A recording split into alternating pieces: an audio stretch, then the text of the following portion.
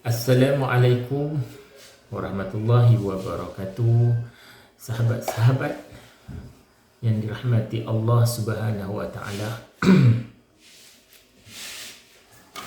Apa khabar semua? Semoga kita semua berada di dalam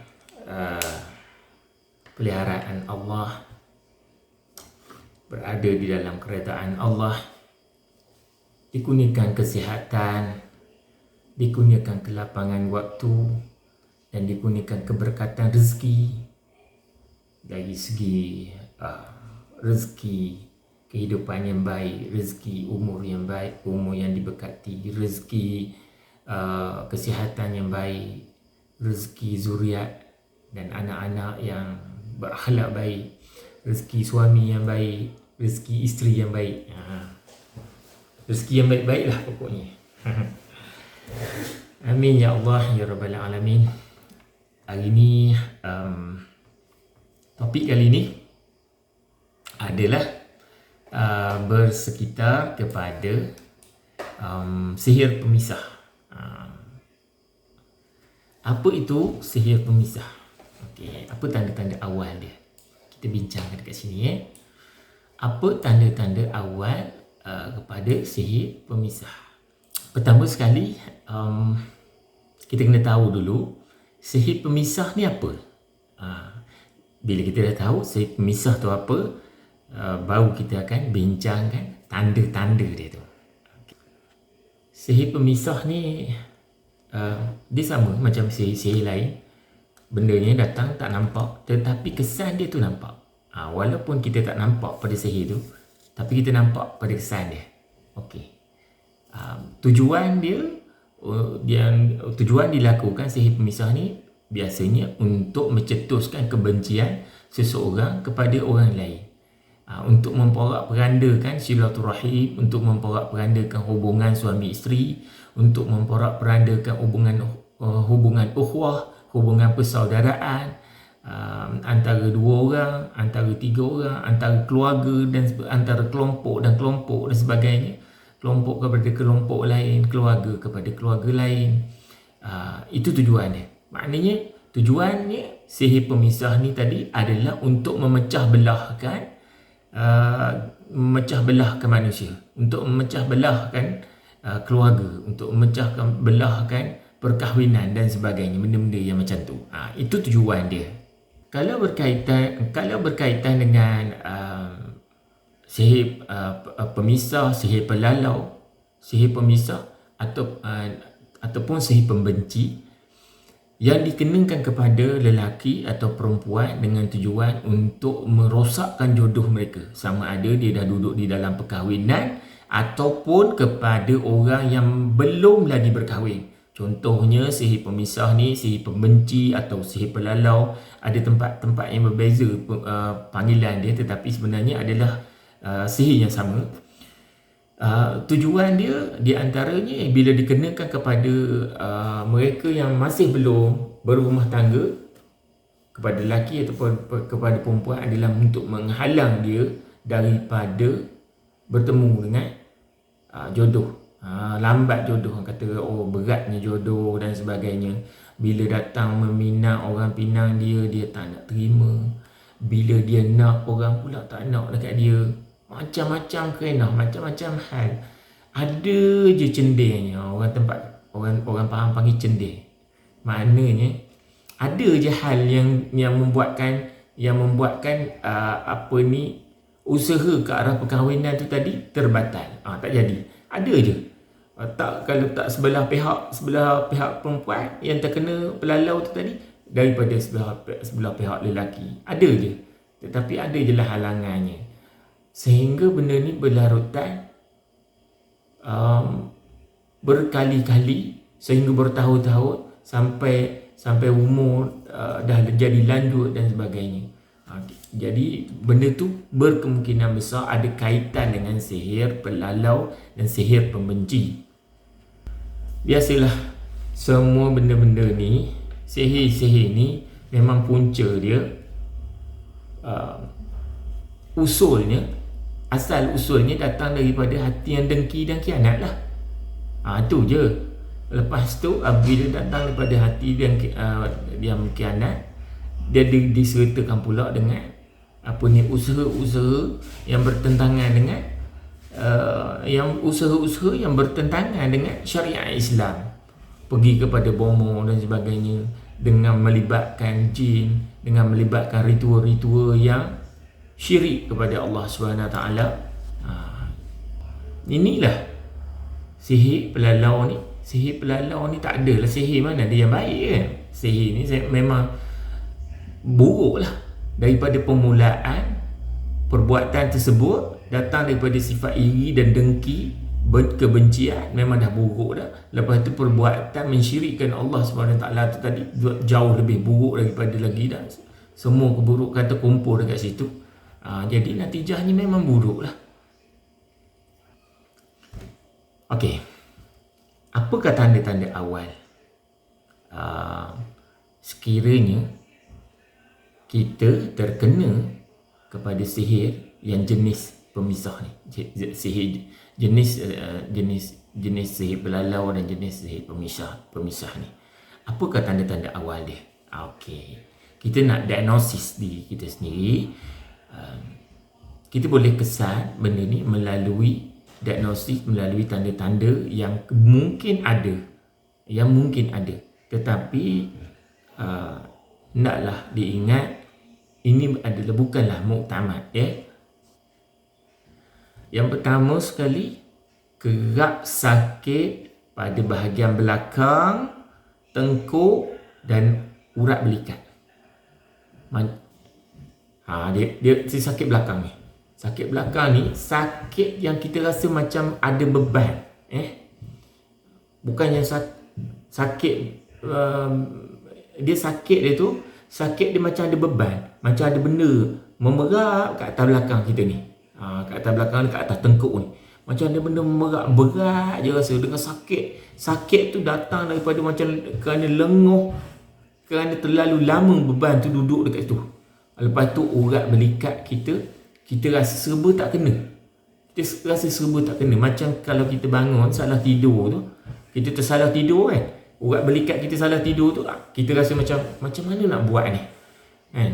Ada sehari suntuk macam tu. Orang dulu cakap jemur bantal kan, kalau salah tidur, salah urat belikat semua, jemur bantal boleh elok. Wallahualam, saya tak tahu.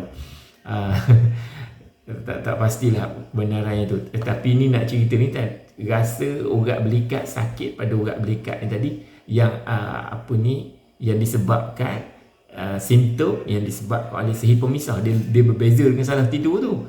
Salah tidur tu dia masa salah tidur tu yang dia sakitnya.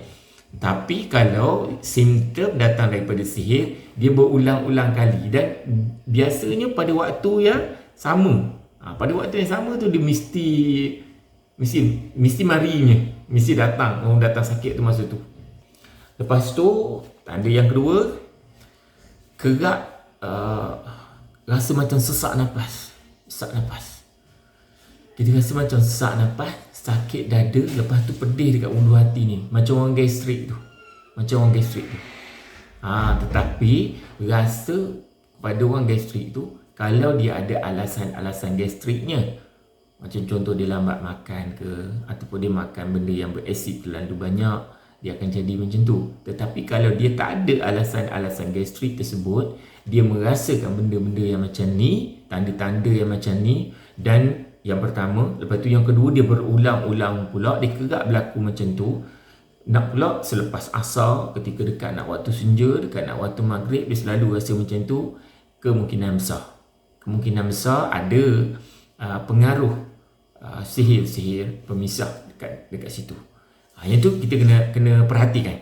Kita kena perhati sama-samalah, suami isteri kena perhatikan, ataupun dalam keluarga kita kena perhatikan dan bincangkan benda ni. Sebab dia kalau kita bincangkan daripada awal, mungkin kita boleh mengusahakan amalan-amalan tertentu secara peribadi, secara istiqamah kita amalkan. Mungkin membantu, tidak perlu untuk sampai kepada kita pergi terpaksa mencari perawat untuk buat rawatan dan sebagainya. Sebab benda ni kalau kita sedar daripada awal, ia lebih mudah untuk ditangani. apa-apa penyakit lah kan, apa-apa penyakit memang gitu. Maknanya kalau kita sedar daripada awal, lebih mudah untuk ditangani. Maknanya dia tak sempat berakar umbi yang kata. Penyakit sihir ni, penyakit gangguan ni, jangan sampai dia berakar umbi dalam tubuh badan kita. Kalau dia berakar umbi dalam tubuh badan kita, dalam rumah kita dia buat rumah, dalam badan kita dia jadikan rumah, dia jadikan tempat makan minum dia. Yang ni payah, yang ni susah. Jadi masalah ambil masa waktu yang panjang dan usaha yang kena bersabar. Kena bersabar dengan sabar yang sangat tinggi untuk mengusahakannya. Jadi sebelum benda tu parah, kita kesan dulu. Kita kesan dengan kita sedar. Kalau kita dapat kesedaran yang lebih awal dengan ilmu pengetahuan yang ada, insya-Allah masalah tu tidak menjadi besar dan mudah-mudahan ini mudah untuk diselesaikan kan. Baik. Saya kongsi ni bukanlah kerana saya pandai. Ada orang panggil saya ustaz, jangan panggil saya ustaz. Panggil saya Abang Long saja. Saya bukan ustaz. Saya cuma ada sedikit pengetahuan dari segi rawatan. Saya bukan alim dan saya bukan ustaz. Saya cuma, macam saya cakap tadi, saya cuma ada sedikit pengetahuan dalam bidang rawatan. Dulu saya dah lama sebenarnya buat rawatan ni daripada tahun 2001, 2002. Saya buka pusat rawatan di Kuala Lumpur, di Sapuan Plaza dulu. Cuma di Sapuan Plaza Jalan Caukit tu. Cuma masa tu saya tidak menggunakan kaedah ruqyah. Saya lebih kepada kaedah alternatif lain. Bila saya dah jumpa kaedah ruqyah ni, saya rasa kaedah ni lebih mententeramkan lebih mententeramkan hati. Bukan saya nak cakap kaedah orang lain tu tak betul, bukan, jangan salah faham ya. Nanti ada pula yang kecil hati, itu di luar ilmu pengetahuan saya lah. Yang lain tu nak menceritakan tu.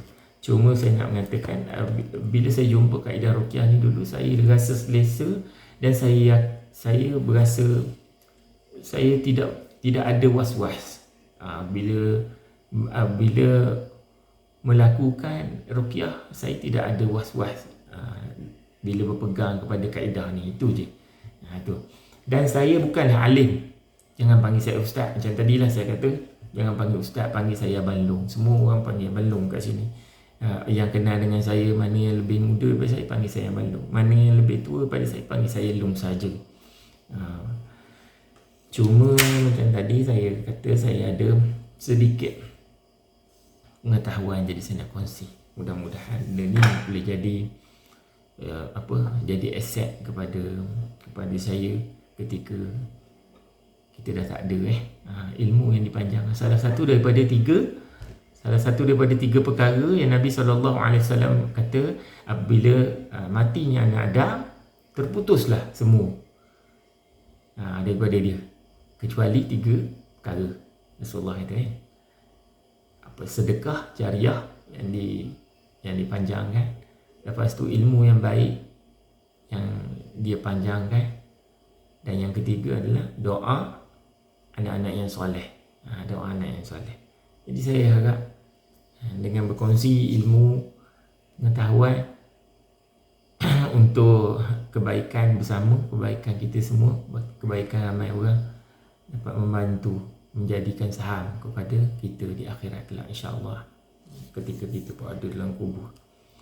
Baik, kita pergi kepada tanda-tanda seterusnya.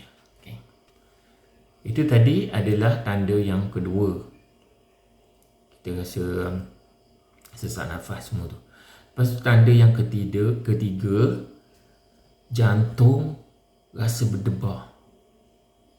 Dia berdebar, tidak ada tentu pasal. Kalau macam orang berdebar kerana terkejut, ada benda yang mengejutkan dia, ada berita yang mengejutkan dia, ataupun dia menengok melihat video yang mencemaskan dan sebagainya, itu tak kira lah. Ini tak ada semena-mena. Dan biasanya waktu tersebut adalah selepas asar, dan Selepas asar dia mula start dah tu. Lepas asar je dia mula start berdebar. Dia rasa macam seram, dia rasa macam takut, dia rasa macam cemas. Tak ada alasan kecemasan tu. Ini antara tanda-tanda kita ada simptom kepada gangguan sihir pemisah, iaitu sihir pelalau ni tadi. Cuba cek. Cuba renung balik. Ada tak kita salah satu daripada 3 tanda ni tadi? 3 tanda yang kita dah kongsikan tadi. Lepas tu, kalau tak ada pada kita, cuba bincangkan benda ni bersama dengan pasangan. Bincangkan dengan pasangan kita, bincangkan dengan suami, bincangkan dengan isteri. Ada tak tanda-tanda ni? Barangkali kita tak perasan selama ni. Kadang-kadang tak perasan. Benda tu dah parah dah baru perasan. Penyakit ni daripada mula-mula dia datang, kadang-kadang kita tak perasan. Sebabnya dia punya kesan, dia punya tanda tu tidak ketara. Lepas tu yang keempatnya, sakit kepala. Sakit kepala begitu juga. Dia ada waktu-waktu dia. Contoh, ketika tengah hari matahari tengah terpacak kat atas kepala tu. Matahari tengah terpacak kat atas kepala tu, dia akan mula rasa sakit kepala. Dia sakit kepala macam orang migraine tu, makan ubat tak hilang. Lepas tu lepas asar, lepas tu dia hilang sekejap, masuk waktu maghrib, dia jadi balik. Lepas tu dia hilang sekejap, lepas tu tengah malam kan dia jadi semula. Selalunya waktu-waktu tersebut ataupun di antara waktu-waktu tersebut, itu adalah waktu-waktu kita akan rasa sakit kepala. Kalau ada kesan sakit kepala pada waktu-waktu tersebut dan sakit tersebut berulang, sentiasa datang pada waktu-waktu tersebut, dia macam ada schedule time dia. Bila masuk je macam dah setting automatik dah. Masuk je waktu lepas asar, siap kepala. Okey, kalau ada macam tu dan kerap kena macam tu, kemungkinan besar memang ada pengaruh daripada sihir pemisah dan sebagainya. Lepas tu kerap kembung perut, sendawa, angin. Tak salah makan pun jadi juga kembung perut, sendawa, angin, perut angin, rata angin, puas berurut, sapu minyak itu minyak ni, tak jadi juga. Tak tunggu salah makan, tak salah makan pun jadi macam tu. Kalau macam ni,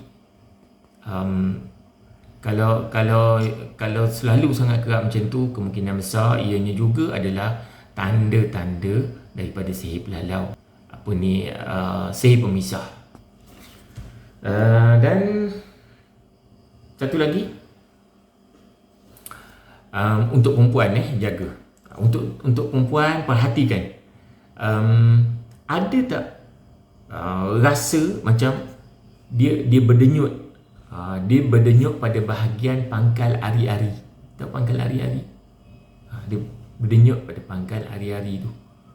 Dia rasa berdenyut dan dia rasa bisa je dekat situ. Berdenyut, lepas tu dia bisa. Dia bisa je. Dan benda ni berlaku pun waktu-waktu seperti waktu senja, seperti lepas asar. Waktu-waktu yang macam tu. Dan benda tu berlaku pada waktu yang tetap. Dia tak adalah sekejap pagi, sekejap petang, sekejap tengah hari. Tak ada. Biasanya pada waktu simptom sihir ni, dia berlaku pada waktu-waktu seperti waktu tengah hari. Betul-betul tengah hari tu. Lepas tu selepas asar, ketika matahari turun condong selepas asar. Lepas tu ketika waktu merah, matahari merah, untuk nak masuk kepada waktu maghrib. Tapi sebelum masuk waktu maghrib, lepas tu tengah malam. Bila kita terjaga daripada tidur, lepas tu tak mau tidur, tu biasanya dia akan attack waktu-waktu macam tu. Kerana ramai yang berpendapat kerana tukang-tukang sihir mengasuh ritual mereka ketika waktu-waktu itu. Kerana dipercayai iblis dan syaitan mempunyai kekuatan yang lebih daripada waktu-waktu lain ketika waktu-waktu ni. Sebab contohnya waktu senja, waktu matahari merah tu kan, ketika itu. Sebab tu Nabi pun melarang kita daripada solat ketika matahari tengah terpacak di atas kepala. Nabi melarang kita bersolat ketika merah matahari turun dan merah matahari nak naik, kerana ketika itu Rasulullah kata matahari berada di antara dua tanduk syaitan. Jadi waktu-waktu yang tidak sesuai itu adalah waktu-waktu yang selalu digunakan oleh ahli-ahli sihir, tukang-tukang sihir ini untuk mengasuh mentera-mentera mereka. Sebab itulah waktu-waktu tu kita rasa orang yang terkena sihir ni, waktu-waktu tu lah yang rasanya sakit, rasa macam-macam simptom yang kena pada dia kan. Lepas tu kitaran haid. Tanda yang ketujuh pula, kekitaran haid tidak teratur. Dia tak normal, tak teratur. Kadang panjang, kadang lama sangat, kadang tu sekejap sangat. Kadang tu banyak sangat darah dan kadang tu sikit sangat darah. Dia tidak teratur dan tidak teratur. Kalau kita ni jenis tak teratur daripada mula, daripada zaman remaja, itu lain. Tapi kalau selama ni, alhamdulillah, kita teratur, kita teratur, tiba-tiba di pertengahan sekarang ni tiba-tiba kita ada rasa kelainan kepada kitaran haid tu tadi. Yang tu kena diberi perhatian. Cuba beri perhatian, ingatkan balik bagaimana keadaan kitaran haid kita dahulu. Adakah benda ni biasa berlaku ataupun benda ni tak pernah berlaku selama ni? Jika benda tu tak pernah berlaku, tiba-tiba sekarang ni selalu berlaku macam ni, kitaran tu tidak normal, kemungkinan besar ada tanda-tanda, ianya adalah tanda-tanda dan kesan daripada sihir, terutamanya sihir pemisah. Jadi kena ambil tindakan daripada awal. Banyakkan berdoa, istiqamah amalan, amalkan amalan-amalan ayat-ayat Al-Quran, Al-Fatihah, 3 Qur, ayat kursi yang mudah-mudah ni. Amalkan dengan niat untuk menjadi peninding. Doa sebelum amal tu, sebelum baca tu doa, ya Allah ya Tuhanku, jadikanlah amalanku ini sebagai pendinding diri kepadaku ya Allah, sebagai penyembuh kepada penyakit-penyakit yang aku alami dan gangguan-gangguan yang aku alami ya Allah. Lepas tu baca. Sebab kalau kita tak niatkan amalan tersebut, dia akan menjadi dia akan berbalik kepada hukum asal. Hukum asal membaca ayat Quran, ayat Al-Quran adalah ibadah umum, dapat pahala. Bukan nak kata amalan tu sia-sia kalau kita tak niatkan, tak. Cuma kita ada hajat yang tertentu di atas amalan tersebut. Jadinya kita perlulah meniatkan amalan tu tadi dengan niat yang khusus yang kita nak kan. Itu maksud dia. Dan daripada kesan dan simptom kitaran haid tidak teratur tu tadi, dia akan berjangkit kepada masalah yang jauh lebih serius. Bila kitaran haid tidak teratur, maksudnya dia akan memberi masalah kepada proses untuk mendapatkan zuriat. Proses untuk mendapatkan zuriat jadi lambat, jadi susah nak lekat. Kalau dia lekat pun tak kuat, mudah gugur. Baru lekat sebulan lebih gugur, selalu gugur kan. Itu juga adalah salah satu daripada simptom sihir pemisah ni. Memang tu kerja dia. Dia nak buat supaya pasangan suami isteri tu tadi tidak mendapat anak, tidak mendapat zuriat, supaya perkahwinan tu tadi tidak memberi kebahagiaan kepada kedua-dua pasangan. Itu tujuan dia, nak membuat sihir-sihir kepada perkahwinan orang, betul tak? Jadi kesan yang lebih jauh lagi macam tadilah, macam yang saya kata tadi, dia akan menyebabkan, maknanya usaha kita untuk mendapatkan zuriat tadi jadi susah nak lekat. Ini antara simptom-simptom sihir pemisah juga. Kena beri perhatian yang tu kena beri perhatian. Dan tanda yang kesembilan, mudah menjadi rimas, bosan, marah tanpa sebab kepada pasangan kita, kepada suami atau kepada isteri. Tak ada alasan. Tapi marah, mudah rimas, serabut, balik rumah serabut. Daripada luar nak balik sangat rumah, tapi bila sampai rumah terus hilang mood, terus serabut, terus bosan, cepat nak marah, bila bercakap sikit nak marah, bila bincang sikit temper, tak boleh nak ni. Tapi kalau perangai untuk laki kita ataupun perangai isteri kita memang daripada mula memang jenisnya macam gitu, jenisnya macam singa, tak bolehlah nak salahkan sihir, tak bolehlah nak katakan oh ni simptom sihir ni, ini simptom sihir pemisah ni. Tak bolehlah macam tu kan. Ini kita nak cerita benda tu tak berlaku dan itu bukan sifat pasangan kita dan itu pun bukan sifat kita. Tapi sekarang ni dah lepas 5 tahun berkahwin, tiba-tiba jadi macam ni sekarang ni. Tu maksud saya. Tu kalau yang ada yang macam tu, kita harus beri perhatian. Bincang. Kalau benda yang ni berlaku dalam rumah tangga kita, kena bincang, kena cakap dengan pasangan kita. Kenapa abang ni? Contoh, kenapa awak ni? Dulu awak saya ingat saya, awak tak pernah cakap dengan saya macam ni. Contoh kalau suami cakap kat isteri. Kalau isteri kat suami pun macam tu. Kenapa abang? Boleh kita bincang sikit tak? Abang perasan tak perubahan sikap abang sekarang ni? Benda ni bincang, jangan pendam. Rumah tangga tak boleh simpan dalam hati. Tak apalah, nanti kalau dia faham lah, tak apalah, lama-lama nanti dia reti lah, dia sedar lah tu, dia sedar lah yang dia temper tak memasal. Benda ni tak boleh, benda ni tak boleh, kena bincangkan. Tapi jangan bincangkan dengan emosional, bincangkan dengan rasional. Boleh tak saya nak cakap sikit? Perasan tak sekarang ni saya rasa macam awak ni dah berubah dah sekarang. Dulu awak tak marah tak masal-masal macam ni. Awak tak ada bengis dan temper tak masal. Bincangkan benda tu. Benda ni kena bincang. Benda ni kena bincang.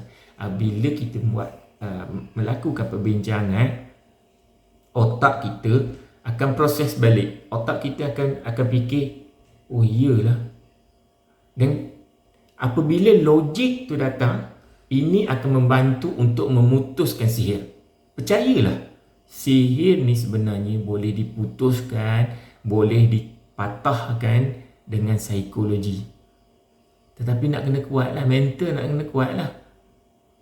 Mental nak kena kuat lah. Kalau mental tak kuat, macam mana kita nak mematahkan sihir dengan psikologi? Macam mana nak mematahkan sihir dengan mental?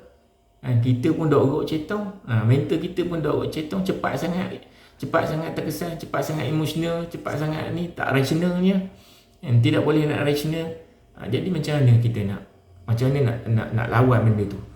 Sebenarnya kalau kita sentiasa duduk pada landasan rasional, tidak emosional, tak cepat emosional, insya-Allah sihir-sihir ni, sihir-sihir terutamanya sihir pemisah ni boleh dipatahkan. Boleh dipatahkan dengan psikologi. Lepas tu kalau bergaduh, dia cepat marah. Bila berbincang sikit cepat bergaduh. Dan kalau bergaduh pula, otak fikir cerai je. Baik suami ke, baik isteri ke, otak tak ada fikir lain. Otak fikir cerai je. Saya pedak nak cerai je. Cerai, otak fikir cerai.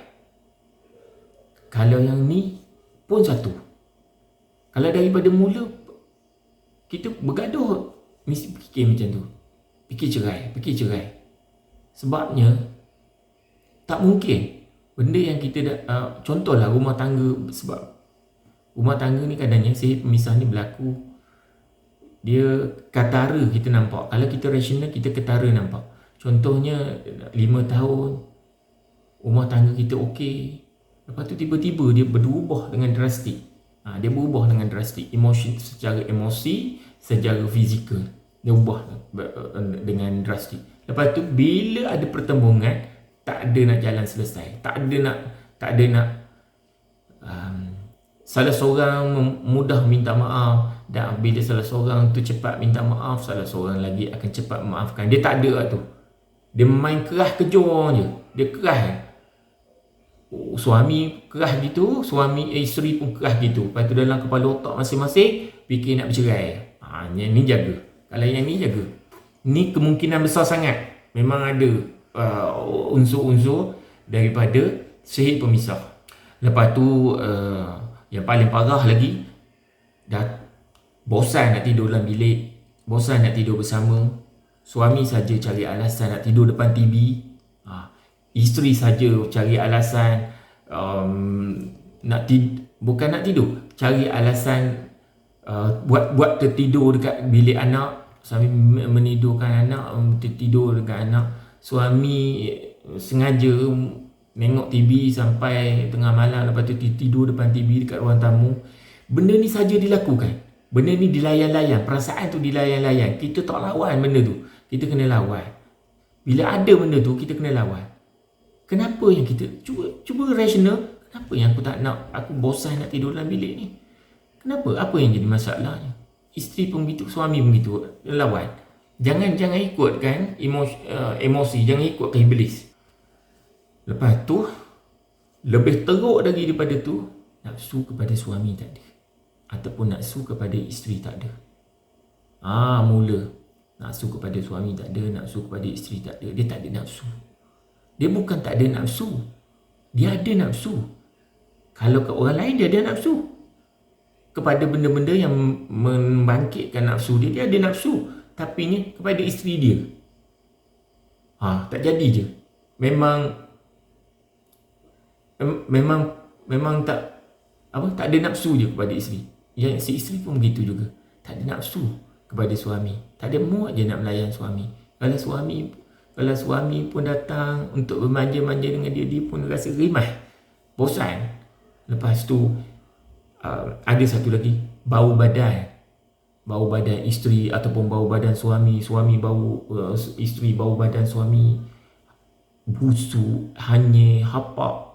Begitu juga kalau kena kepada suami bau badan isteri dengan bau yang busuk, hapak. Sedangkan benda tu tak berlaku. Benda tu sihir. Sihir ni, maksud sihir, contoh sihir pelalau ni, sihir pembenci, adalah kita rasa benda tu begitu ada, sedangkan benda tu tak ada. Kerana sihir ni adalah mewujudkan satu fantasi, satu pemikiran, satu bayangan yang pada hakikatnya benda tu tak ada. Contohnya, dia merasakan bau tu busuk, sedangkan benda tu tak berbau macam tu. Dia merasakan rimas panas, sedangkan tidak ada pun suasana rimas, suasana panas tu tak ada. Suasana suhu bilik dan semua okey je sebenarnya. Sihir ni sebenarnya adalah benda yang macam ni. Kaedah dia mewujudkan sesuatu yang tak ada, tetapi benda tu wujud dalam minda kita je. Wujud dalam minda kita. Jadi benda ni kita kena lawan. Kita kena lawan. Salah satu dengan cara melawannya adalah dengan membaca ruqyah, membaca Al-Quran, dan diniatkan doa dengan Allah. Ya Allah, ya Tuhanku, aku rasa macam, ya Allah. Tapi kita kena sedar lah. Janganlah kita rasa macam tak ada lah benda-benda macam tu, aku tak kena lah benda-benda macam tu. Ini susah lah. Kadang-kadang kebanyakannya masalah ni berlaku, suami atau isteri akan beranggapan macam tu. Dia bukan beranggapan, dia berkeyakinan macam tu. Bila isteri dia nampak suami dia lain macam, lepas tu dia kata, bang, jomlah kita berubat bang. Saya tengok awak ni lain macam lah. Kenapa awak buat saya macam ni, gitu ni. Suami dia akan kata apa? Suami dia kata, pandai-pandai je awak ni. Saya okey. Saya tak ada pun. Mana adalah kena-kena benda-benda macam tu, tak ada lah. Dah tu saya tengok awak layan saya lebih kurang je gini-gini. Dan memang penat. Dia mencari logiknya, dia berperasaan macam tu. Dia tak nak timbulkan persoalan dalam kepala dia. Kenapa aku macam ni?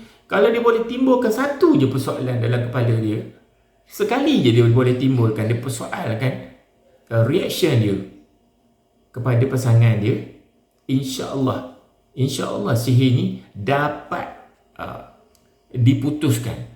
Ikatan sihir tu insya-Allah dapat diputuskan. Walaupun ikatan sihir ni pada hakikatnya dia bukan satu ikatan, dia banyak ikatan. Setiap kali dia terputus satu, dia akan usaha untuk ikat lagi, Dan kalau kita tak usaha untuk memutuskan, ikatan tu menjadi makin banyak. Tetapi percaya dan yakinlah, istiqamahlah dengan amalan, istiqamahlah dengan doa-doa kepada Allah SWT. Istiqamah, jaga hubungan dengan Allah. Benda tu memutuskan ikatan-ikatan sihir tu. Cuma dia tidak putus rentak. Siapalah kita, kan? Amalan kita ni tara mana khusyuknya? Tara mana doa kita ni khusyuk dengan Allah SWT? Amalan kita tu tadi khusyuk dengan Allah SWT. Tetapi insya-Allah Allah membantu kita, yakin dan bersangka baik dengan Allah SWT. Lepas tu, di antara tandanya lagi, dia tak suka tempat yang bising. Bukanlah bising maksudnya macam tempat orang kerja kontrak tu. Maksudnya dia tak suka pada suasana yang ceria. Suasana keriuhan keluarga, dia tak suka. Dia lebih suka kepada tempat yang sunyi, menyendiri. Bukan sunyi yang mencari ketenangan tu, tapi sunyi yang murung, duduk dalam bilik. Kalau duduk dalam rumah dengan tingkap, dia tak suka nak buka tingkap. Duduk dalam bilik pun begitu juga, dia tak suka nak buka lampu. Jenis lampu pasang satu sekadar cukuplah. Nampak cukuplah. Tingkap pun sekadar buka satu tingkap, buka sikit jalan sir, sekadar ada cahaya sikit masuk dah. Dia suka tempat sunyi yang macam tu. Dia suka tempat sunyi macam tu, macam orang murung, kemurungan tu. Kalau ada benda yang macam ni, jaga. Dia lebih terdedah kepada simptom-simptom yang jauh lebih buruk lagi. Kesan daripada sihir pemisah, kesan daripada sihir pelalau tu tadi akan menyebabkan, kalau dilayankan sikap yang macam tu, kalau dilayankan, kita rasa nak tu berkurung, tempat tak nak bercampur dengan orang ni semua. Kalau dilayankan, tak dilawankan, dia akan menjadi lebih parah.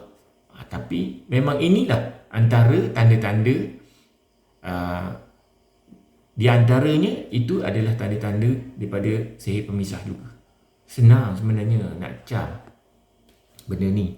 Kalau kita boleh sentiasa rasionalkan pemikiran kita. Kita tak duduk, kita tak larut dalam emosi kita.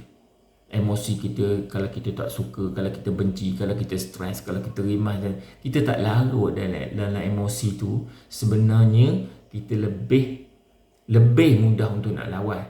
Kalau kita rasional, boleh bentuk pemikiran kita dengan pemikiran yang rasional, selalu fikir balik, aku ni tak macam ni, kenapa ya aku buat macam ni? Kita selalu muhasabah balik perbuatan-perbuatan kita ataupun benda-benda yang kita dah lalui, yang kita dah buat. Sebenarnya benda ni, sihir-sihir ni tadi, mudah untuk kita kesan yang kita ni tak duduk pada landasan normal. Kita ni ada something, kita ni ada sesuatu. Jadi dekat situlah benda tu sebenarnya, sihir ni dia membantu untuk dipatahkan apabila kita merasakan benda ni tak logik macam ni. Aku bukan macam ni lah. Itu kalau kita boleh berfikir macam tu, dia dah membantu banyak sebenarnya. Dia membantu banyak. Dia yang jadi masalah kadang kita bawa pergi berubat pun, pergi ruqyah ke apa ke, dia sendiri rasa macam saya tak ada apa. Ni benda ni semua ni tak ada ni, aku tak ada benda-benda. Kalau dia merasakan, dia yakin dia tak ada benda-benda, susahlah sikit. Orang yang yakin dia tak sakit, macam mana kita nak memaksa dia makan ubat? Lepas tu antaranya lagi, suka tidur malam. Malam tak boleh tidur. Macam-macam. Dia fikir macam-macam. Fikir baring pun fikir macam-macam. Dia mengerawang je. Otak tu mengerawang je. Bila tanya kenapa tak boleh tidur, tak ada alasan. Badan penat tapi tak boleh tidur. Lepas tu kena tengoklah lifestyle dia. Jenis dia ni memang jenis bukan orang yang suka minum kopi, Nescafe tengah-tengah malam tak suka minum Nescafe. Lepas tu bukanlah orang yang perokok tegar, perokok mana kalau lelaki mungkin dia tak mengambil nikotin yang tinggi, dia bukan perokok sangat, ataupun dia memang tak isap rokok tapi sekali susah tidur. Itu antara itu. Itu antara adalah tanda-tanda juga tu. Tetapi benda ni kena tengoklah sebelum ni dia ada tak dia ada tak perangai ataupun masalah susah tidur ni. Kalau dia sebelum ni memang dah lama dia ni jenis insomnia daripada zaman sekolah lagi, tak boleh nak diukur lah benda tu.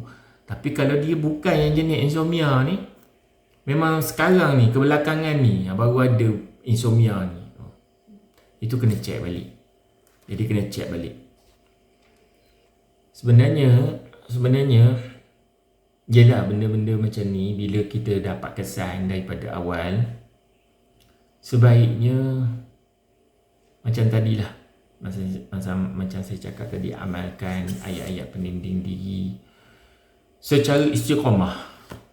Jangan kita rasa 2 minggu buat tak nampak kesan, kita rasa macam alah, tak jadilah saya buat, tak jadilah saya baca, tak jadilah doa saya tak makbul. Jangan putus asa. Jangan putus asa. Buat istiqamah. Jangan berputus asa. Lepas tu salah satu daripada amalan dia, jika terdapat perubahan kepada pasangan kita, baik kepada isteri ataupun perubahan tersebut kepada suami, walaupun benda ni tidak ada pengaruh sihir. Contoh memang tak ada pengaruh sihir, memang hati dia berubah. Sebenarnya kita masih lagi boleh ikhtiar.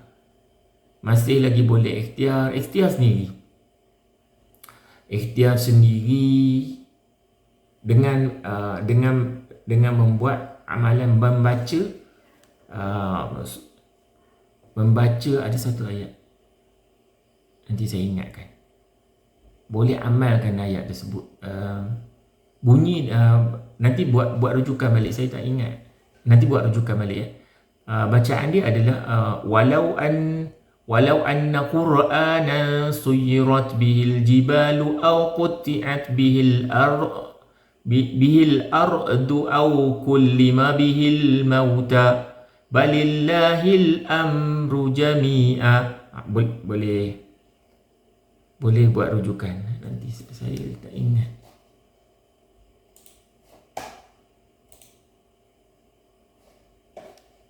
Surah daripada surah Ar-Ra'd. Surah Ar-Ra'd ayat berapa Surah Ar-Ra'd ayat berapa ni? Walau anna Qur'anan suyirat bihil jibalu aw qutti'at bihil ardu aw. Surah Ar-Ra'd ayat 31. Ayat 31. Tetapi amalan tu dibaca sampai balillahil amru jami'a. Amalkan 7 kali setiap kali lepas solat fardu. Amalkan 7 kali setiap kali lepas solat fardu dengan niat untuk melembutkan hati pasangan supaya kembali kepada landasan yang sebenar dalam perkahwinan itu tadi. Dan mintalah, doalah dengan Allah. Ya Allah, ya Tuhanku, jika ada terdapat sihir-sihir, ikatan sihir pemisah di dalam rumah tanggaku, kepada aku atau kepada pasanganku, padaku ataupun pada suamiku, kepada isteriku, ya Allah, ya Tuhanku, kau putuskanlah ya Allah. Ya Allah, ya Tuhanku, kau bukakanlah ikatan tersebut dan kau lindungilah kami seterusnya selamanya daripada sihir-sihir tersebut. Jangan terkena lagi. Doa dengan Allah, insya-Allah. Cuma kadang-kadang kita ni doa tu yang last sekali dah tersepit sangat dah memang dah semua benda buat, semua benda usaha, barulah teringat, barulah kita, ya Allah, bantulah aku kali ni ya Allah. Sebenarnya perkara yang perlu kita buat mula-mula sekali adalah berdoa. Sebelum kita usaha apa-apa, doa dulu. Kita kena doa dulu. Setiap benda lah, bukanlah masalah yang macam ni je. Setiap apa kita nak buat, kita kena doa dulu. Nabi SAW putus tali sendal sebelum Nabi usahakan kepada masalah tersebut, sama ada menyambung tali sendal ataupun mencari sendal yang baru. Nabi SAW berdoa dengan Allah, Ya Allah, ya Tuhanku, bantu aku, tali sendalku putus. Ini menunjukkan Nabi nak menunjukkan, Rasulullah nak menunjukkan kepada kita kaedah.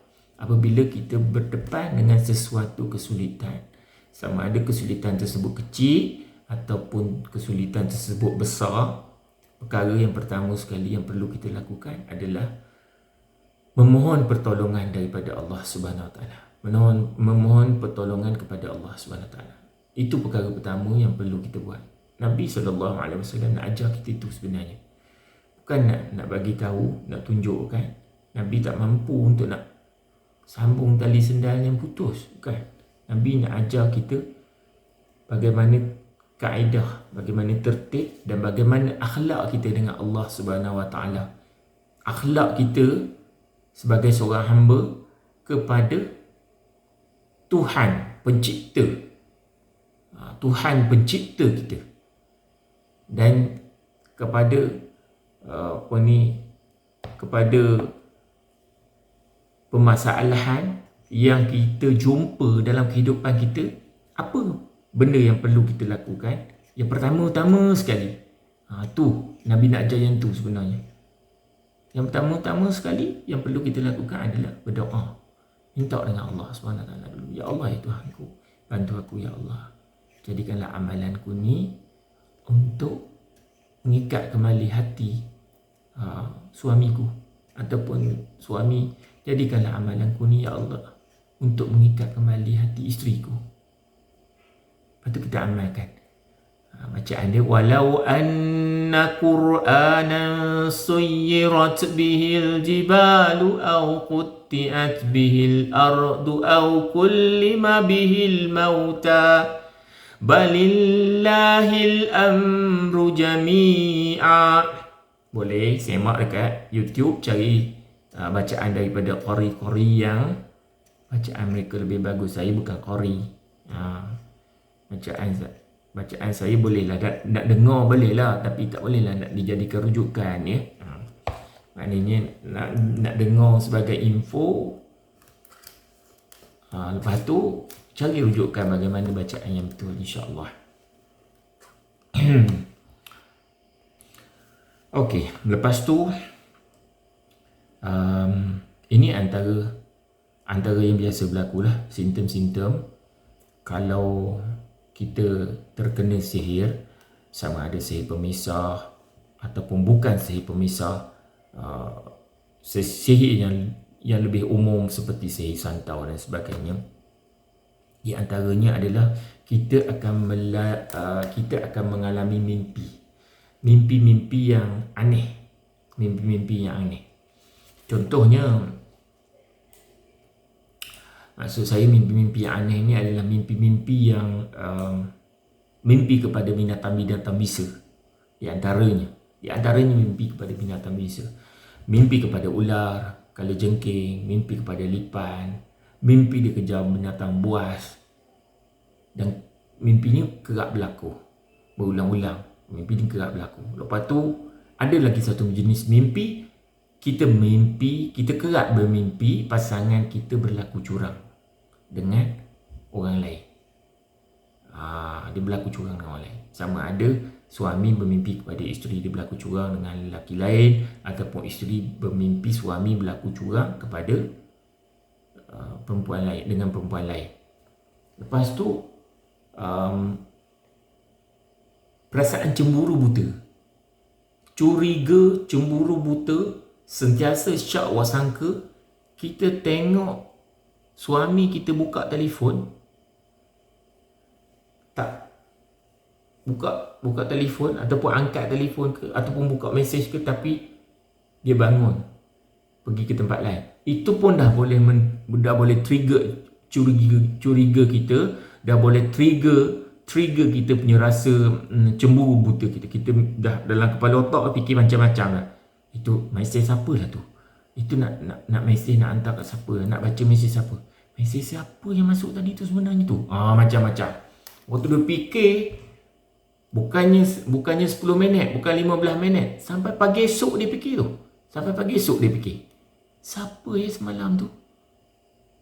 Bila masuk mesej je, nak buka mesej, terus bangun, tak duduk kat aku nak baca mesej tu. Sampai hari esok dia fikir benda yang sama. Cemburu kuat, cemburu buta yang menjadi sangat kuat tanpa alasan. Ni antaranya juga. Lepas tu mimpi lagi, berkaitan dengan mimpi lagi, bermimpi main lembah, main longkang, mimpi benda-benda yang kotor, darah, haid dan sebagainya. Lepas tu benda tu berlaku berulang. Kalau sekali je, dia adalah mainan tidur. Syaitan mengganggu. Kadang-kadang tu mainan tidur. Kita penat, otak kita terlalu fokus kepada sesuatu perkara, lalu benda tu terbawa-bawa dalam mimpi. Boleh jadi juga. Tetapi kalau keadaan mimpi yang begitu, dia tidak berulang. Tak adalah 3 hari esok mimpi lagi benda yang sama. Lepas lagi pada 3 hari, mimpi lagi benda yang serupa juga.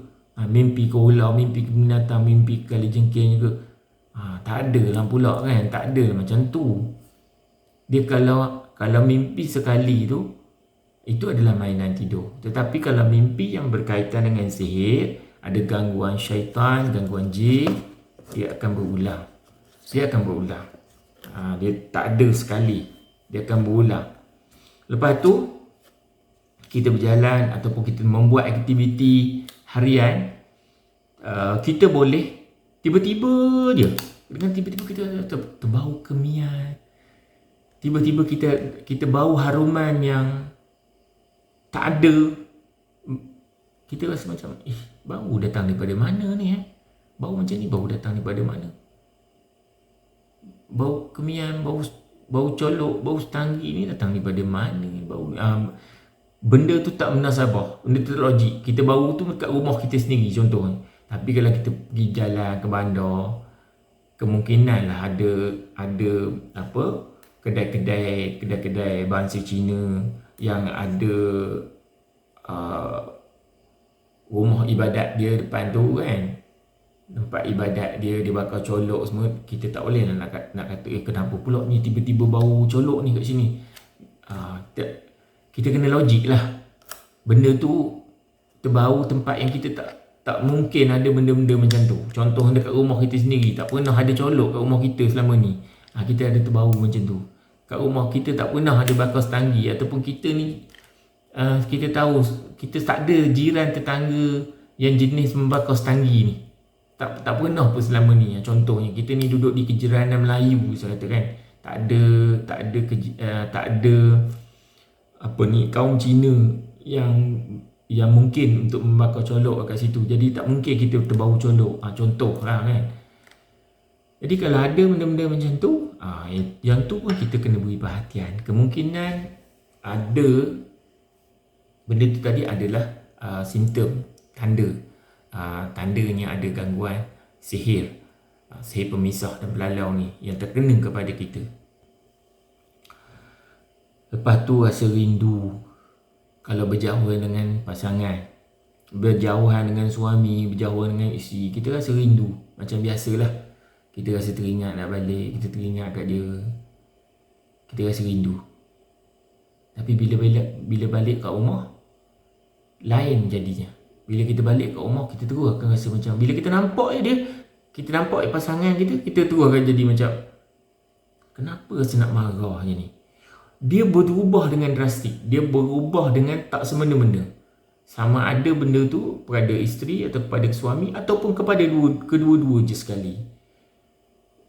Kalau benda ni berlaku tidak semena-mena macam tu, sebab tu saya cakap perkara sihir-sihir ni, sihir pemisah dan sebagainya ni, kita boleh reducekan kesan dia. Kita boleh kurangkan kesan tu tadi dengan psikologi. Kita boleh kurang kesan tu.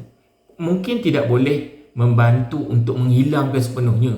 Perlu kepada rawatan, perlu kepada kaedah-kaedah ruqyah dan sebagainya. Perlu kepada amalan-amalan pendinding. Amalan kita sendiri, baca ayat Quran yang tertentu yang kita niatkan sebagai pendinding dan niatkan sebagai syifa, niatkan sebagai ruqyah untuk dijadikan syifa kepada masalah yang kita tangguh. Mungkin perlu juga kat arah tu. Tetapi maksud saya, kalau kalau kita rasional, sentiasa rasional, dia membantu mengurangkan kesan tu. Kesan sihir tu tadi dia tak dapat semaksimum yang sepatutnya berlaku. Dia kurang. Mungkin kita akan terkena tempiah-tempiah 30%, 20% saja. Dan selebih itu kita buatlah kaedah-kaedah rawatan kan. Lepas tu, itulah. Kalau ada perasaan macam tu, contoh balik kampung ke apa, kita akan rasa rindu pada suami kita. Tapi bila balik rumah, bergaduh. Semua tak kena. Duduk dekat tak boleh. Badan bau busuk. Macam-macam lah. Macam semua benda lah tak kena. Tapi kalau dia jauh, rindu, teringat. Contohnya kan. Berbincanglah. Lepas tu berpakatlah pergi untuk mencari kaedah rawatan. Dan kalau dapat bincangan tu diadakan pun, kita dah sedar, kita suami isteri, iyalah, betul lah, saya rasa kita ni ada masalah ni. InsyaAllah benda tu, kesan daripada sihir tersebut akan mula berkurang. Bukan sedikit lah, banyaklah membantunya berkurangan. Lepas tu, kita berasa tidak tenang atau tak tenteram apabila bila masuk waktu solat, mendengar azan. Bila dengar azan je, ataupun mendengar bacaan-bacaan ayat Al-Quran, kita rasa rimas, kita rasa tak seronok, kita rasa nak marah. Lepas tu solat jadi berat. Kalau selama ni kita orang yang tak adalah menjaga sangat, tetapi tak adalah rasa malas tak solat, tak adalah rasa macam bercinta betul nak buatnya, tak adalah rasa macam tu. Cuma kita ni jenis kadang-kadang Zuhur masuk pukul 1.30, kita semayang pukul 2 suku. Macam tu lah kan. Dah azan, kita sibuk lah lagi buat benda-benda kerja. Tapi dalam kepala ni, sekejap lagi kan nak solat ni, sekejap lagi nak solat. Jenis orang yang macam tu kan. Mudah-mudahan Allah tambah lah. Mudah-mudahan Allah tambah kita. Tapi kalau kita ada terkena sihir-sihir pembenci, sihir-sihir terkena gangguan sihir ni tadi, ibadat dia mula jadi liat. Liat sangat, berat nak buat. Sembahyang subuh memang Masya Allah, boleh kata memang tak sedar sokmo lah. Sembahyang subuh kan. Baca Quran, jangan kata kita nak baca sendiri, orang lain baca pun kita menyampah dengar. Kita rasa rimas dengar. Itulah kaedah dia, lebih kurang nak bagi mudah faham. Kalau ada benda-benda yang macam ni, inilah antara tanda-tanda apabila kita terkena sihir. Khususnya sihir pemisah, sihir pembenci ataupun sihir pelalau. Di setengah tempat memang sihir pelalau. Ini dah antara tanda-tandanya. Okey, apa yang perlu kita buat? Apa yang perlu kita buat kalau andai kata terdapat tanda-tanda tersebut pada diri kita?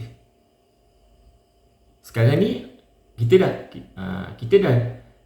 diagnosis, kita dah ada input, ada ilmu mengenai tanda-tanda daripada kesan daripada sihir-sihir yang terkena kepada mangsa sihir. Maknanya ni tanda-tanda dia. Okey, apa yang perlu kita lakukan?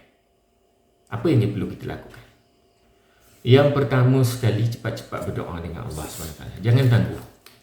Berdoalah dengan Allah. Ya Allah, ya Tuhanku, sungguhnya Engkau lebih mengetahui.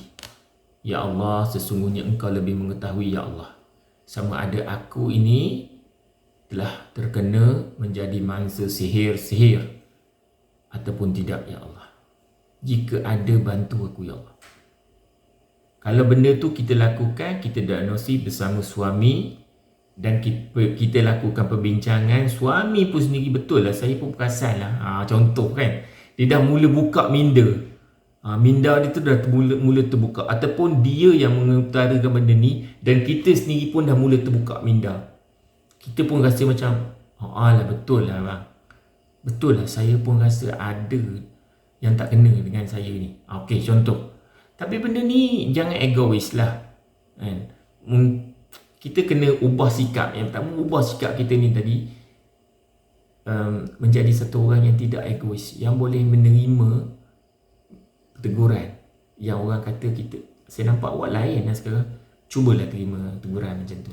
Jangan kita rasa, janganlah terlalu egois. Lain apa je, macam tu jugalah. Lain apa, macam dulu juga. Come on lah kan? Hidup jangan egois. Kalau egois susah lah. Tak ada benda lah kesilapan, tak ada benda lah keburukan yang boleh kita perbaiki kan? Kelemahan, tak ada satu kelemahan lah yang kita boleh perbaiki. Jadi benda tu jangan egois. Kalau ada benda-benda macam ni, perbincangan ni dah boleh dilakukan. Diagnosis macam ni, ini adalah diagnosis melalui simptom, melalui kesan-kesan yang mungkin kita alami, kita dah ada simptom tersebut yang disebabkan oleh sihir. Okey, kita dah diagnosis dan kita mungkin daripada 27 lebih simptom tu tadi, kemungkinan ada pada kita 10 simptom. Bukanlah maksudnya semua simptom tu ada pada kita baru kita nak kata betul lah ni, saya terkena sihir ni, saya ada unsur sihir ni. Bukan macam tu maksudnya. Maksudnya kalau kita ada 2-3 simptom yang kita dah bincangkan tadi pun, kita kena tengok, kita kena analisis, adakah simptom-simptom 2-3 simptom tu tadi yang ada pada kita tu tadi, dia berulang tak sifat dia. Kalau berulang sifatnya dan ulangan ni dah berlaku dah lama, yang ni kita nak cakap, walaupun ada 1, ada 2-3 simptom sahaja, tetapi kemungkinan besar memang kita ada mungkinan kita dah terdedah kepada kejahatan sihir ni tadi. Okey, kita balik semula kepada apa yang perlu kita lakukan. Yang pertama tadi adalah doa kepada Allah. Ya Allah, ya Tuhanku, bantu kami ya Allah. Doa kepada Allah SWT. Kena bincang dengan suami, wujudkan suasana, paling tidak 3 suasana. Yang pertama, makan berjemaah walaupun sekali sehari. Yang kedua, solat berjemaah walaupun sekali sehari. Yang ketiga, baca Al-Quran walaupun satu ain satu hari. Bacaan bersama ahli keluarga. Ada anak-anak, kita ajak anak-anak sekali. 3 perkara. Okey, 3 perkara lazimkan. Usaha yang pertama sekali, doa terus. Doa dengan Allah, perlindungan dengan Allah, doa pertolongan dengan Allah, minta terus dengan Allah SWT. Seperti contoh yang kita cerita tadi, Nabi SAW ditimpa musibah yang paling kecil pun Nabi akan doa dulu dengan Allah. Ya Allah, Tuhan aku, bantu aku ya Allah. Ya Allah, bantu aku ya Allah. Jadi kita bila dah kesan, kita dah tahu kita ni ditimpa musibah, kita dah tahu dah, kita doa tu, cepat-cepat doa. Ya Allah, Tuhan aku, bantu aku ya Allah. Anda kata ada terdapat sekian kejahatan sihir yang terkena kepada aku dan keluarga aku. Ya Allah, kau bantu aku ya Allah. Putuskan semua ni ya Allah. Kau putuskan semua ni ya Allah. Lepas tu yang kedua, amalkan 3 perkara. Usahakan 3 perkara, bukan amal. Usahakan 3 perkara. Yang pertama, makan berjemaah dalam keluarga walaupun sekali sehari. Yang kedua, solat berjemaah dalam keluarga walaupun satu waktu dalam satu hari. Yang ketiga, bacaan Al-Quran selepas solat berjemaah tu tadi, walaupun satu ain, bersama keluarga, bersama anak-anak, bersama isteri. InsyaAllah kalau kita usahakan 3 perkara tu tadi untuk dilakukan secara berjemaah di dalam keluarga, bersama suami, bersama isteri, bersama anak-anak, Allah Subhanahu Wa Taala akan turunkan keberkatan di dalam keluarga tersebut. Allah akan turunkan keberkatan di dalam rumah kita, di tengah-tengah keluarga kita. Dan keberkatan ini tadi akan mengimbangi. Dia akan mengimbangi. Keberkatan mengimbangi. Keberkatan kepada orang yang sakit, dia boleh jadi sembuh, dia boleh jadi sabar, dia boleh jadi kurang sakit, Dia boleh jadi walaupun sakit tapi dia reda. Keberkatan itu adalah satu benda yang sangat ajaib. Bila keberkatan turun di dalam keluarga kita, insya-Allah masalah sihir dan sebagainya tadi akan mula berkurangan. Berperingkat-peringkat. Yang paling penting adalah jaga istiqamah ni tadi. Jaga istiqamah ni tadi. Itu yang kedua patut kita lakukan. Apa lagi yang patut kita lakukan? Yang ketiga, cari amalan. Cari amalan untuk dilakukan. Amalan-amalan pendinding diri untuk kita amalkan. Contoh, Al-Fatihah, 3 kul, ayat kursi. Kita wajibkan untuk diri kita, untuk ahli keluarga kita. Kita pesan dengan isteri kita, kita pesan dengan suami kita, kita pesan dengan anak-anak kita. Setiap kali sebelum tidur, jangan lupa baca Al-Fatihah, jangan lupa baca 3 kul, jangan lupa baca ayat kursi. Contoh, ini sebagai contoh saya nak bagi amalan yang ringan. Sebabnya kalau buat amalan yang berat-berat susah nak istiqamah. Sedangkan yang ringan tu pun sudahnya nanti payah juga nak istiqamah sebenarnya. Kan? Istiqamah tu yang berat. Bukan amalan tu yang berat. Istiqamah tu yang berat. Istiqamah ni maksudnya berterusan. Amal yang berterusan tu yang berat. Bukan amal yang kita nak amal tu berat. Yang berterusan tu yang berat. Walaupun amalnya ringan. Okey, baik, kita pilih yang ringan.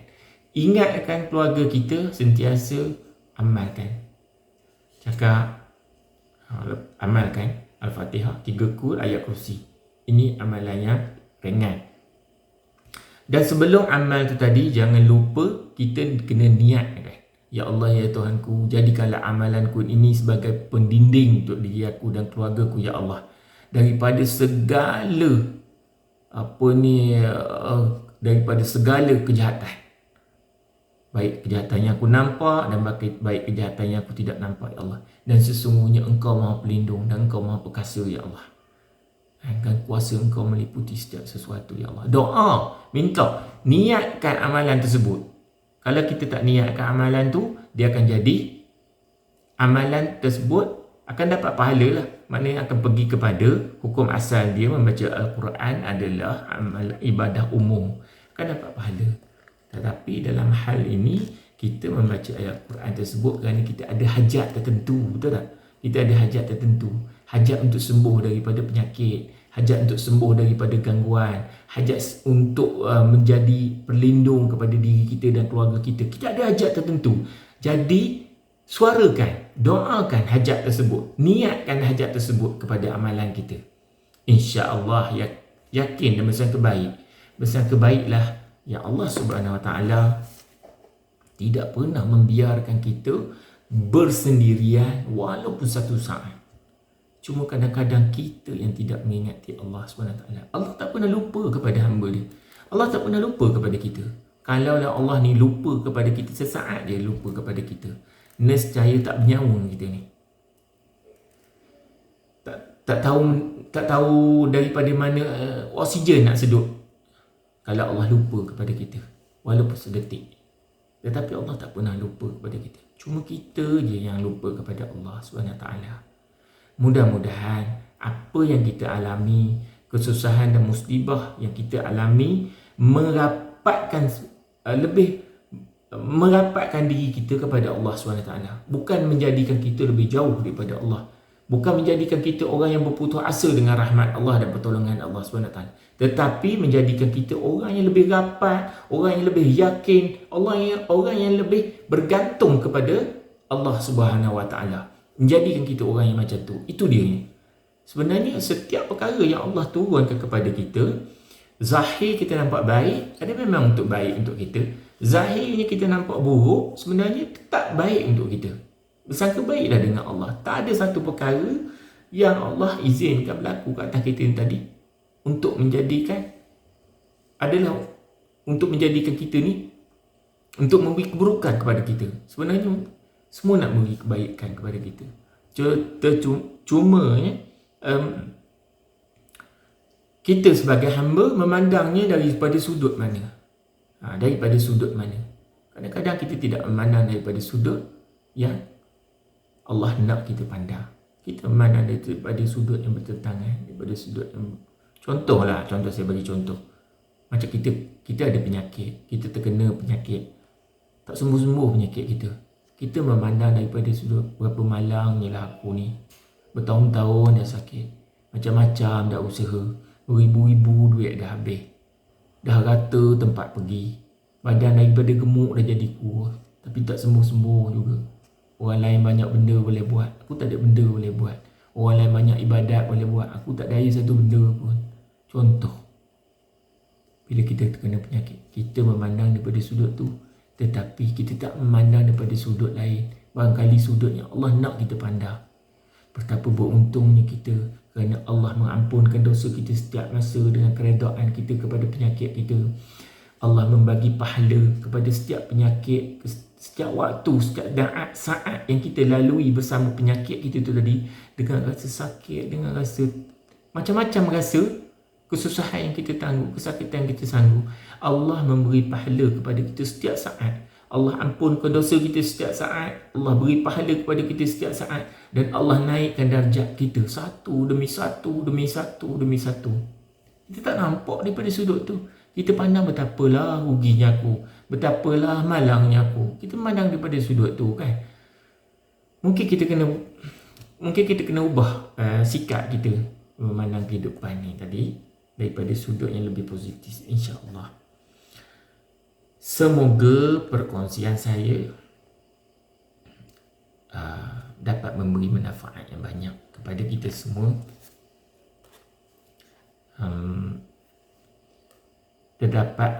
Dapat sedikit ilmu dan barangkali boleh membantu sahabat-sahabat semua yang melalui fasa kesusahan ni, fasa dugaan